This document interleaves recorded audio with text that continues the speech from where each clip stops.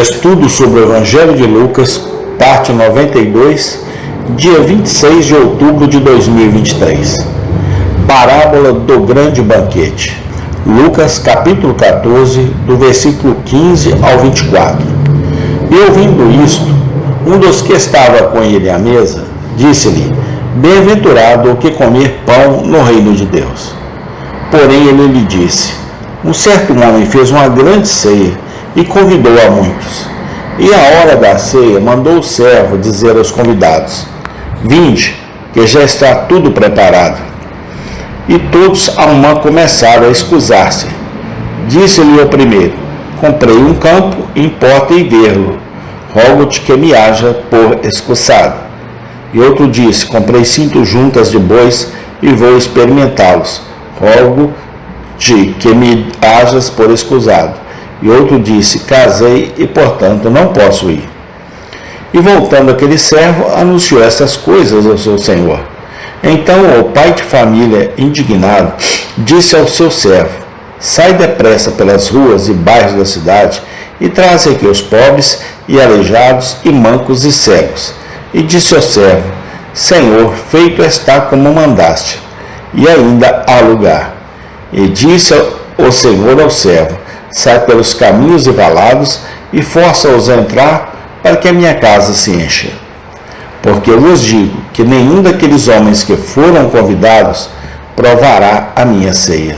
Lucas 14, 15 e 24. Os versículos diante de nós contêm uma das parábolas mais instrutivas de nosso Senhor. Foi falado em consequência de uma observação feita por alguém que estava sentado à mesa com ele na casa de um fariseu. Bem-aventurado, disse esse homem, é aquele que comer a festa no reino de Deus. Resta-nos conjecturar sobre o objeto desta observação. É provável que aquele que o fez fosse daquela classe de pessoas que deseja ir para o céu e gostam de ouvir falar de coisas boas, mas nunca vão mais longe. Nosso Senhor aproveita a ocasião para lembrá-lo e a toda a companhia, por meio da parábola da grande ceia, que os homens podem ter o reino de Deus oferecido a eles e ainda assim podem negligenciá-lo voluntariamente e se perder para sempre. Somos ensinados, em primeiro lugar, nesta parábola, que Deus fez uma grande provisão para a salvação das almas dos homens. Esse é o significado das palavras. Um certo homem fez um grande banquete e convidou muitos.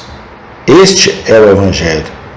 O Evangelho contém um suprimento completo de tudo que os pecadores precisam para serem salvos. Estamos todos naturalmente famintos, vazios, indefesos e prontos para perecer. O perdão de todos os pecados é a paz com Deus. A justificação da pessoa e a santificação do coração, graça ao longo do caminho e glória no final. São as provisões graciosas que Deus preparou para as necessidades de nossas almas. Não há nada que os corações carregados de pecado possam desejar, ou que as consciências cansadas requeiram, que não seja espalhado diante dos homens em rica abundância em Cristo. Cristo, em uma palavra, é a soma e a substância da grande ceia. Eu sou o pão da vida. Aquele que vem a mim nunca terá fome, e aquele que crê em mim nunca terá sede. Minha carne é comida de verdade, e meu sangue é bebida de verdade. Quem come minha carne e bebe o meu sangue tem a vida eterna. João 6. Somos ensinados, em segundo lugar, nesta parábola, que as ofertas e os convites do Evangelho são mais amplos e liberais.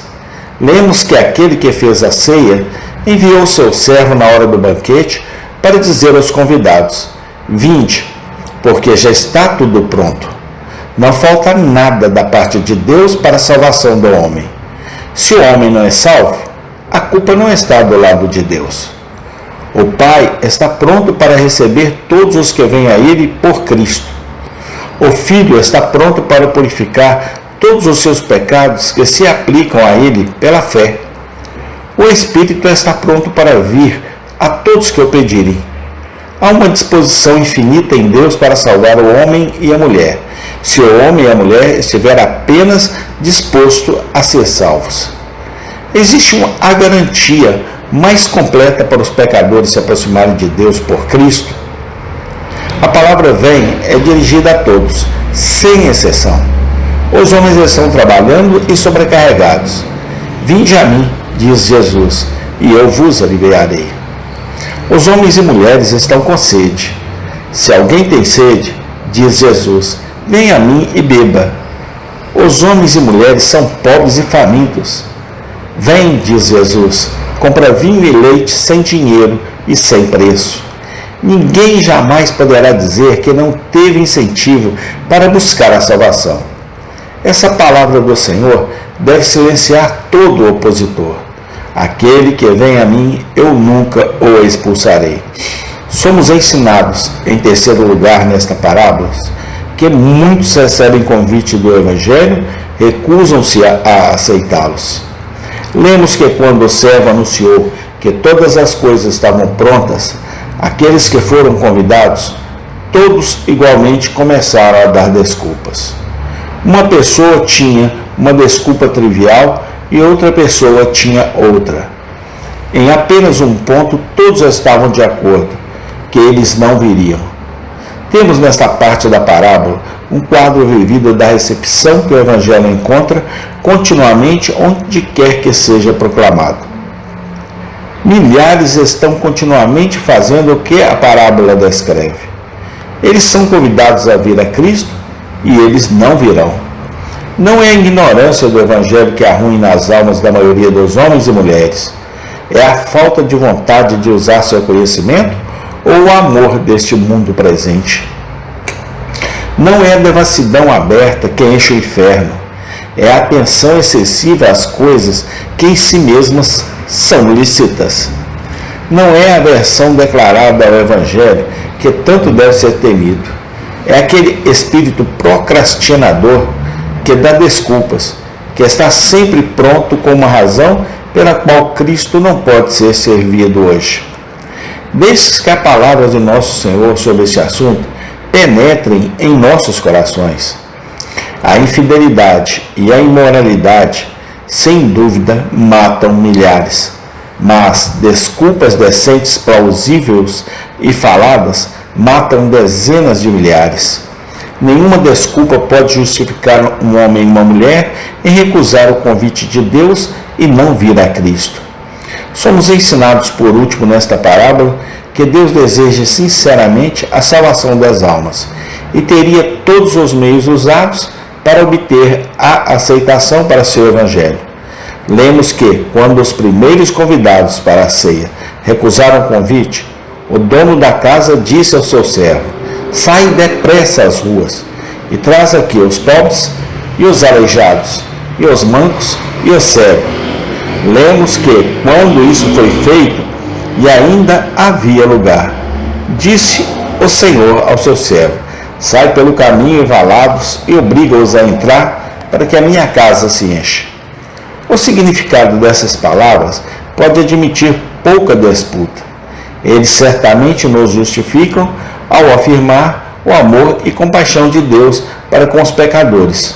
Sua paciência é inesgotável. Se alguns não receberam a verdade, então ele terá outros convidados em seu lugar. Sua piedade pelos perdidos não é uma coisa fingida e imaginária. Ele está infinitamente disposto a salvar almas. Acima de tudo, as palavras justificam todo pregador e professor do Evangelho em empregar todos os meios possíveis para despertar os pecadores e afastá-los de seus pecados. Se eles não vierem até nós em público, então devemos visitá-los em particular. Se eles não assistirem à nossa pregação na congregação, então devemos estar prontos para pregar de casa em casa. Não devemos nem ter vergonha de usar gentileza convincente. Devemos ser instantâneos na estação, fora da estação. 2 Timóteo 4:2. Devemos lidar com muitos homens e mulheres não convertidos, como alguém que está meio adormecido, meio fora de si e não totalmente consciente do estado em que se encontra, de novo e de novo. Devemos chorar em voz alta e não poupar. Devemos lidar com ele como farias com um homem e uma mulher prestes a cometer suicídio.